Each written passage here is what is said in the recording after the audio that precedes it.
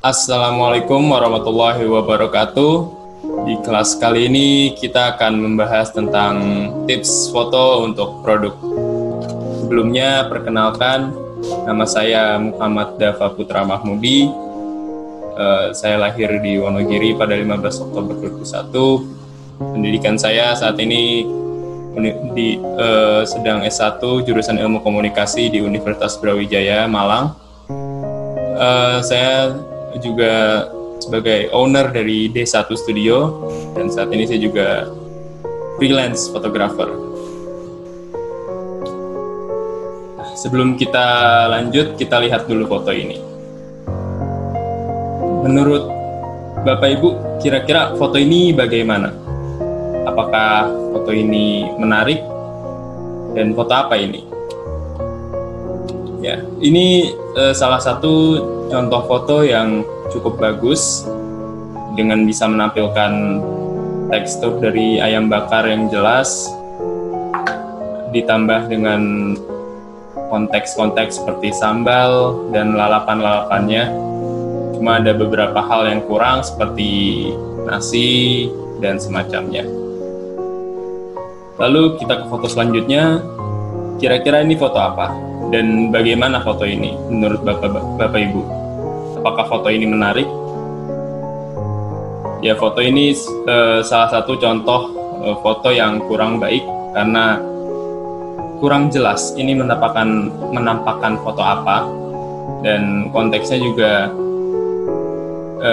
kurang mendukung foto ini. Jadi ini malah membuat calon pelanggan akan bingung.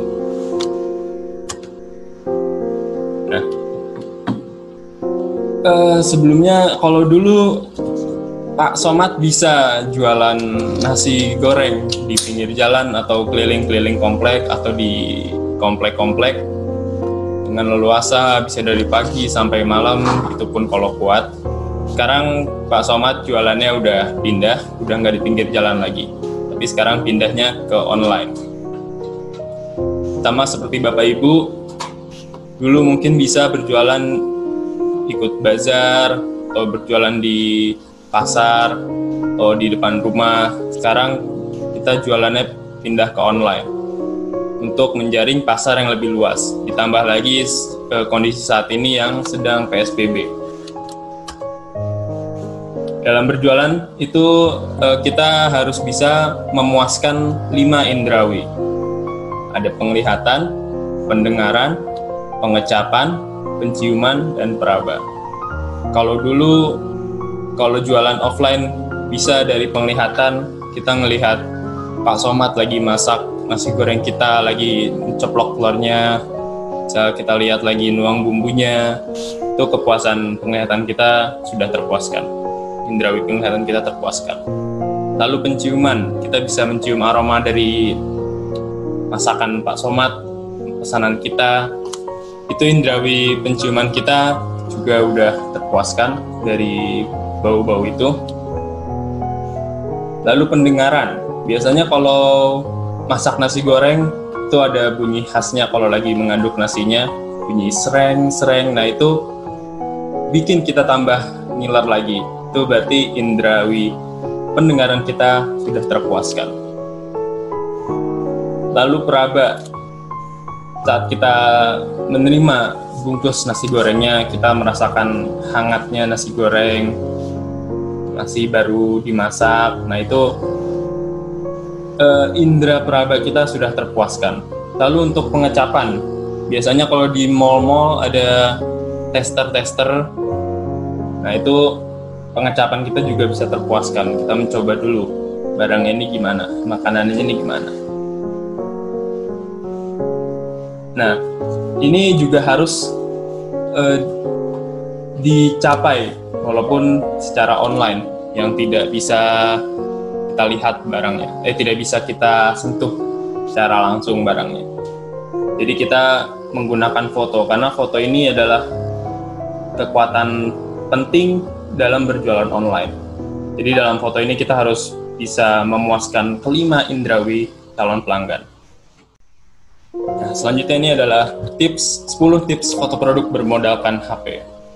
Jadi tanpa kamera mahal, hanya dengan HP pun foto juga bisa jadi keren. Tips yang pertama adalah siapkan peralatan. Untuk foto produk tidak perlu menyewa studio mahal-mahal, buat studio mini sendiri saja di rumah. Perlengkapannya juga tidak terlalu sulit untuk didapatkan, membuatnya juga sangat mudah. Yang Anda butuhkan adalah yang pertama background. Background ini bisa dari kain, sisa kain. Biasanya warna background dasar itu adalah hitam ataupun putih. Bisa menggunakan kain hijab, tinggal menggunakan kursi dan digelar kainnya itu di kursi. Lalu yang kedua adalah lighting atau pencahayaan. Lighting ini tidak perlu lighting yang mahal, yang profesional, bisa pakai lampu belajar saja atau lampu meja. Lalu yang ketiga adalah tripod. Ini jika Bapak Ibu punya tripod, bisa memakai tripod agar kameranya tetap stabil juga tidak goyang-goyang. Nah, ini adalah tampilan dari studio yang mini studio handmade, jadi dibuat sendiri menggunakan kardus, lalu ditambah lampu belajar. Ya, itu aja cukup. Atau kalau Bapak Ibu mau yang lebih praktis, bisa membeli mini studio box seperti ini.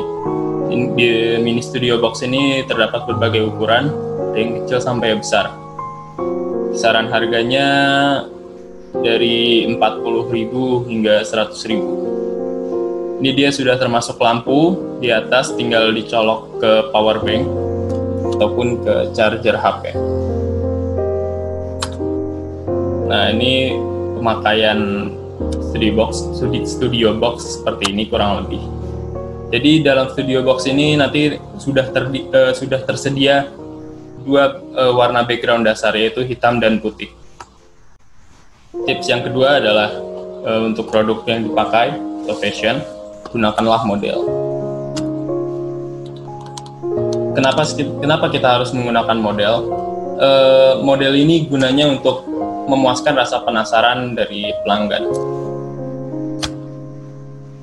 Berikut contoh beberapa produk yang memakai model. Contohnya ada masker dan juga jam. Ini saya sebut tingkatan dari pemakaian model untuk produk fashion. Yang paling bawah ada flat lay, yaitu foto datar. Jadi produk Bapak Ibu ditaruh di alas yang datar lalu difoto saja. Lalu ada yang kedua adalah manekin. Ini memakai patung. Ini bisa lebih memuaskan rasa penasaran pelanggan juga, karena manekin ini membentuk tubuh manusia. Jadi pelanggan akan kebayang bentuknya nanti kalau dipakai akan seperti apa. Lalu yang paling atas adalah model.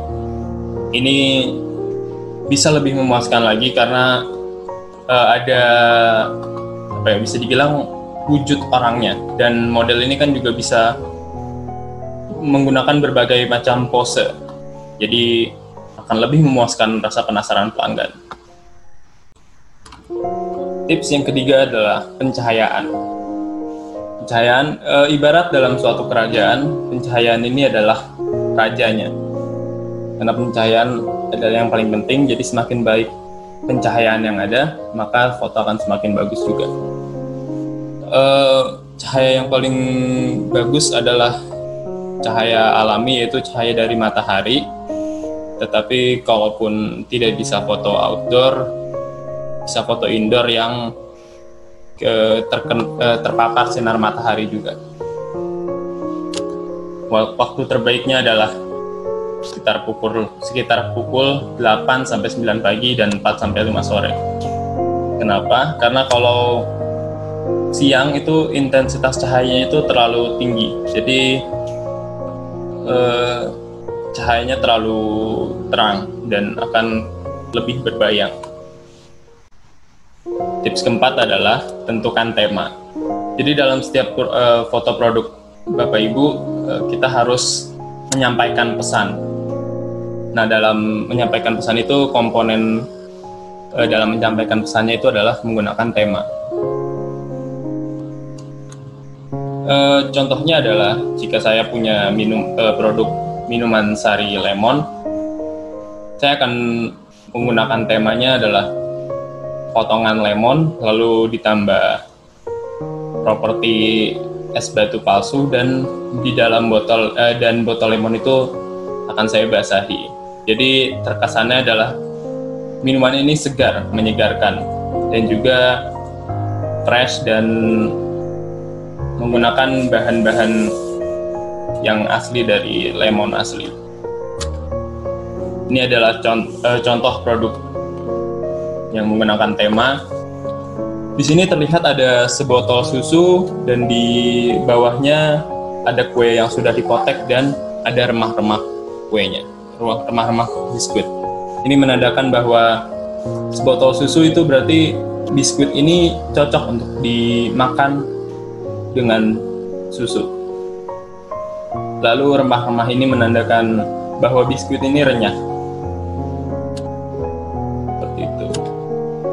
Lalu ini ada contoh foto lagi, foto risol mayo. Dengan risolnya ini dipotek, berarti ini bisa memuaskan rasa penasaran pelanggan juga terhadap isi dari risol ini, dan juga bisa membuat pelanggan lebih ngiler karena bisa melihat lelehan mayones seperti itu, lalu ditambah konteks lain seperti saus atau cabai. Ya, mungkin ini akan bisa lebih lezat lagi jika saat difoto terlihat ada asap-asapnya masih baru matang. Tips yang kelima adalah atur kamera HP. Ibarat jika kita sedang berperang, kamera HP ini adalah senjata kita, dan foto yang kita hasilkan adalah peluru. Jadi agar peluru kita bisa mengenai musuh, kita harus memperbaiki atau menyetel senjata kita, yaitu di sini adalah kamera. Kurang lebih dalam mengatur kamera ini kurang lebih sama, hanya mungkin di setiap HP tata letaknya saja yang beda. Yang pertama adalah click settings atau lambang yang seperti gear ini, biasanya ada di bagian atas. Lalu yang kedua, klik picture size. Lalu pilih yang paling tinggi. Di sini ada 13M 4160 kali 3120, 4:3. 13M ini adalah 13 megapiksel dan 4160 kali 3120 adalah resolusinya, dan 4:3 ini adalah rasio ukuran foto nanti. Ini ada beberapa contoh penyetingan kamera HP di HP lain. Ada yang memakai picture quality, lalu ada picture size juga sama seperti tadi. Di picture quality pastikan kualitasnya yang paling tinggi. Di sini ada super fine. Lalu ini juga cukup penting, Bapak Ibu bisa menyalakan HDR. HDR ini gunanya untuk membantu kita memfoto agar kita tidak kehilangan fokus antara objek dan juga latar belakangnya. Jadi antara objek dan latar belakang ini mendapatkan cahaya yang Bapak Ibu harapkan. Tips yang keenam adalah foto dari beberapa angle. Ini masih sama, agar rasa penasaran pelanggan itu bisa terpuaskan juga, biar pelanggan itu tahu bentuk produk kita itu seperti apa. Ini ada beberapa jenis angle yang biasanya dipakai dalam foto produk. Yang pertama adalah front angle. Ini adalah pengambilan foto yang sejajar dengan produk dan menunjukkan tampak produk depan. Biasanya foto ini digunakan untuk foto awal, foto utama kalau dalam marketplace seperti Tokopedia ataupun Shopee. Caranya pun cukup mudah, hanya letakkan produk, lalu sesuaikan kamera sejajar dengan produk, foto bagian depan produk. Lalu ada 45 degree angle, ini sudut 45 derajat. Ini pengambilan foto dari sudut 45 derajat seperti namanya. Ini pengaturannya juga cukup mudah, hanya tinggal taruh produk di depan, lalu kita hitung kira-kira sudah 45 derajat dari produk, baru kita foto. Selanjutnya ada profile angle. Profile angle ini pengambilan foto dari sisi samping, biasanya digunakan untuk produk-produk sepatu. Profile angle ini digunakan untuk memfoto bagian sisi penting dari produk. Misalnya kalau dalam sepatu, di bagian samping itu ada logo atau ya logo dari brandnya, seperti sepatu Nike atau sepatu Adidas, Puma dan semacamnya. Pengaturan fotonya juga mudah, sama seperti front angle, hanya saja produknya kita putar ke sisi mana yang ingin kita perlihatkan. Dalam menentukan sisi ini juga ada beberapa pertimbangan, seperti isi dari sisi ini apa, misalnya ada desain atau ada logo dari toko Bapak Ibu. Lalu ada back angle. Ini seperti namanya, berarti pengambilan foto dari sisi belakang. Ini biasanya juga produk-produk sepatu juga menggunakan back angle ini. Back angle ini kurang lebih sama kayak profile angle, jadi menunjukkan sisi penting lain dari produk. Biasanya untuk produk-produk seperti obat atau vitamin, biasanya di bagian belakang dari produk itu ada informasi-informasi tentang produk itu. Selanjutnya ada top shot. Top shot ini pengambilan foto produk dari atas. Top shot ini bisa produknya tiduran sejajar dengan lantai, ataupun produknya berdiri dan kita foto bagian atas produk. Jadi bisa kita memfoto bagian atas produk atau memfoto produk bagian depan dari atas. Gunanya kurang lebih sama seperti back angle tadi. Jadi untuk memfoto sisi penting lain dari produk. Misalnya tanggal kadaluarsa kalau obat, atau informasi-informasi produk lain. Itu mungkin jika ada logo tokonya di situ, bisa pakai top shot. Selanjutnya adalah close up shot. Ini pengambilan foto dari jarak dekat. Biasanya ini untuk produk-produk fashion seperti itu. Jadi untuk menunjukkan detail dari produk Bapak Ibu. Seperti contoh foto ini, foto tas. Ini menunjukkan detail bahan dari produk. Jadi close up shot ini membantu menjelaskan detail produk. Jadi tidak hanya menuliskannya di deskripsi, tapi juga kita foto. Kita jelaskan melalui foto. Tips ketujuh adalah hindari melakukan zoom. Jadi lebih baik dekatkan kameranya. Karena kalau kita memfoto dengan zoom, itu akan membuat fotonya buram. Jadi kita dekatkan saja kamera HP-nya. Ini ada perbandingan foto yang di zoom dan juga didekatkan.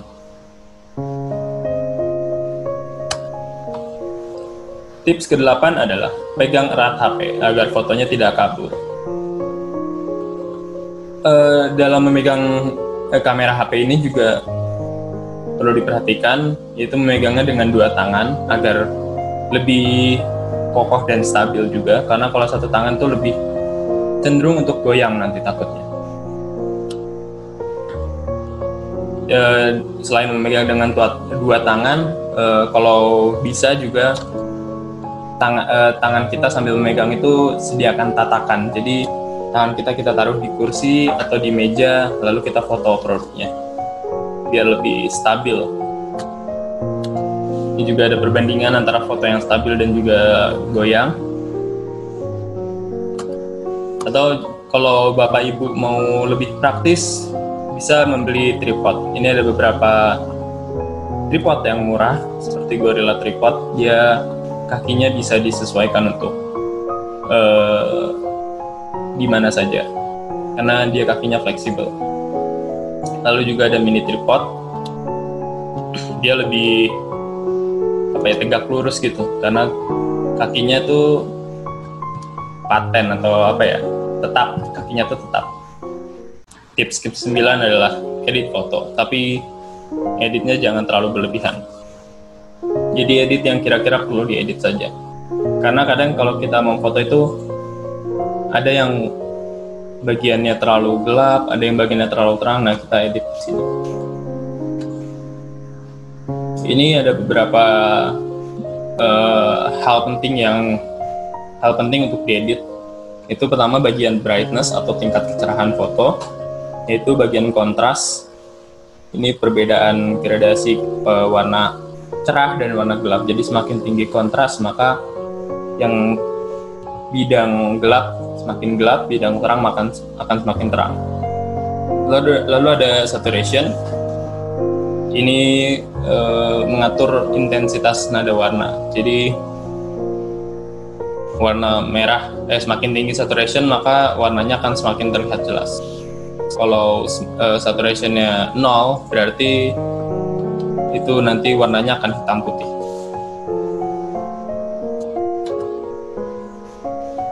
Mengedit foto juga bisa melalui galeri masing-masing. Ini saya contohkan mengedit melalui galeri. Saya mengatur brightness-nya, mengatur kontras, lalu mengatur saturation-nya. Ini hasil dari editan saya. Ini sebelumnya warnanya kurang mencolok dan cenderung agak pudar. Tambah lagi background-nya terlalu noise, banyak titik-titik dan buramnya. Lalu setelah saya edit, hasilnya jadi warna lebih mencolok dan background-nya pun lebih berwarna gelap, hitam pekat. Ini saya mengeditnya tidak hanya menggunakan 3 hal tadi, brightness, contrast, dan saturation. Saya juga menggunakan low light, highlight untuk mengatur cahaya-cahaya lain. Selain melalui galeri, Bapak Ibu juga bisa mendownload aplikasi di HP. Ini ada VSCO. VSCO ini kelebihannya adalah dia memiliki filter yang lebih update atau nggak ketinggalan zaman. Aplikasinya pun juga ringan untuk HP. Kekurangannya kurang lebih sama seperti aplikasi edit foto lainnya, yaitu ini in-app purchase aplikasinya. Jadi untuk mendapatkan fitur penuh dari aplikasi ini, Bapak Ibu harus membayar berlangganan biasanya. Lalu yang kedua ada Adobe Lightroom. Ini cukup bagus juga aplikasinya. Kelebihannya adalah antara lain bisa memperbaiki exposure dan pencahayaan. Exposure ini dapat mengatur terangnya cahaya dalam foto. Lalu dapat mengatur white balance. White balance ini mengatur sumber cahaya yang ada. Jadi yang berwarna putih akan terlihat putih, yang warna merah akan terlihat merah, hijau akan terlihat hijau, dan sebagainya. Lalu juga dapat menghilangkan noise dalam foto. Noise itu seperti foto saya tadi, jadi ada titik-titik atau buram-buram. Kekurangannya Lightroom sama, masih tidak jauh beda dari aplikasi edit foto lainnya, yaitu in-app purchase atau harus membayar untuk mendapatkan fitur penuh. Dan ini biasanya tidak murah juga. Lalu selanjutnya ada Snapseed. Snapseed ini adalah aplikasi edit foto dari Google. Kelebihannya antara lain adalah tampilannya yang sederhana dan juga mudah untuk dipakai. Aplikasi ini juga cukup ringan dan juga dapat menambahkan teks. Jadi untuk memperjelas foto, Bapak Ibu bisa menambahkan teks dalam foto. Kekurangannya adalah filter yang tersedia ini kurang update, jadi agak ketinggalan zaman mungkin. Lalu kurang leluasa juga dalam mengedit karena hanya dapat mengedit hal-hal dasar seperti mengatur warna, cerahan, dan sebagainya. Tips ke-10, ini juga cukup penting. Agar foto tidak disalahgunakan oleh orang lain, pakaikan watermark dalam foto. Mungkin Bapak Ibu akan bertanya-tanya, apakah watermark ini akan menambah estetika dari foto kita atau malah akan mengurangi? Memakai watermark ini sebenarnya tidak akan menjadi masalah jika penempatannya tepat. Dan ini juga tergantung dengan objek foto dari Bapak Ibu. Posisi yang pertama adalah negative space atau bagian kosong yang ada di sekitar foto. Dengan begini watermark juga tidak akan mengganggu foto atau tidak menimpa foto. Jadi tetap aman, namun produknya juga terlihat jelas. Tempat yang kedua adalah di sudut, baik sudut atas ataupun bawah, kanan, kiri. Namun ini saya kurang setuju, kurang merekomendasikannya karena ini lebih rawan untuk di crop atau ditutupi karena dia posisinya jauh dari produk. Tapi ini juga tidak mengganggu objek foto Bapak Ibu. Tempat ketiga adalah di tengah foto. Kalau menempatkan watermark di tengah foto ini, pastikan transparansi dari watermark ini sudah rendah, jadi agar tidak terlalu menutupi. Seperti contoh ini atau contoh kue ini. Jadi kuenya tetap terlihat jelas, produk Bapak Ibu tetap terlihat jelas, tapi tetap ada watermarknya. Nah, ini sulit sekali untuk diambil atau disalahgunakan karena ada watermarknya tuh di tengah produk. Sulit untuk di crop juga. Tempat yang keempat adalah di bawah ataupun di atas. Jadi di bagian atas ataupun bawah foto. Posisi ini menurut saya juga cukup bagus dan tidak mengganggu juga. Seperti contoh foto produk yang di sebelah kanan ini, dengan menambahkan watermark di atasnya malah menurut saya membuat nilai lebih untuk foto produk ini. Lalu bisa juga dengan sedikit menimpa produk seperti foto ini. Jadi tidak mudah untuk diambil juga fotonya. Ya, sekian tips foto dari saya. Kurang lebihnya mohon maaf. Assalamualaikum warahmatullahi wabarakatuh.